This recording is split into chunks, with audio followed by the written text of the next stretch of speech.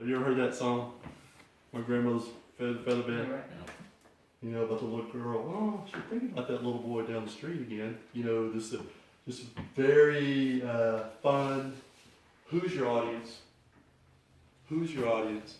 Connect with them. What are we doing? What are we doing?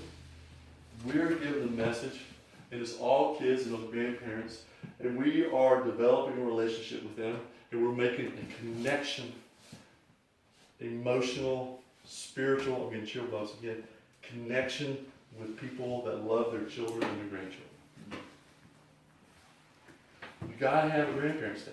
I mean, you gotta think of it in terms of developing relationships with people. When I was here before, the gym wasn't here, and I remember going to my first board meeting, and we're renting facilities, and we go, and the board chairman goes, "Oh man, it'd be nice to have a gym." You know how we always talk about it. It'd be nice to have a building. And I go, "Well, let's do it."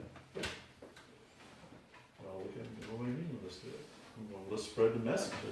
Let's just say, here, we're doing this for the gospel, all kids, and we want to have a gym. And so why do we want a gym? We want to have more activities, more events. We want to be able to invite our public school neighbors over in a basketball game, and we want to open the game before the game in prayer. We want to have no beasts up there. To God be the glory in all things. We want to have the message of Jesus Christ to our neighbors. To spread the word. So, we did that for 2 years. We went around Grandparents' Day, we walked up, and then, true story, I'm sitting up there in the little office area. I'm standing there after Grandparents' Day presentation, and Grandma walks in. I won't tell her name, but she'll probably call her and ask her for a donation. Walks in, she goes, "How much is that gym? How much is it going to cost?"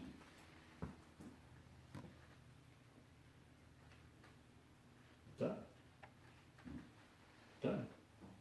So don't be short-sighted. Don't think that when you lead with the gospel and you lead with why you want that gym, that it's not going to be taken care of. I can't guarantee all these things for you. I don't know. God may look at your school and say, "Oh no.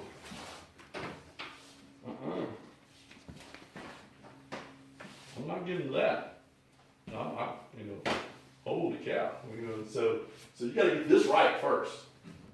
And then you got an understanding how these things work towards that building. I can't tell you the number of times. When do you start, Dr. Stevenson, raising money for the building? Tell me, when did you start? Tell me. The very beginning. The very beginning. You don't change because there's got to be a building. The message should be the same. The need, the want, the desire, the passion, the support, the group that stands around is looking, that comes from the developing of a relationship with people over time with a larger student base, more grandparents, more aunts and uncles, more businesses that are involved because you took more kids with more families and your school is growing. You need a bigger building. You need more facilities. They want better facilities because of your message. Right? Yes. So, that's where it starts. Now, at Logos School, as I told you yesterday, in debt to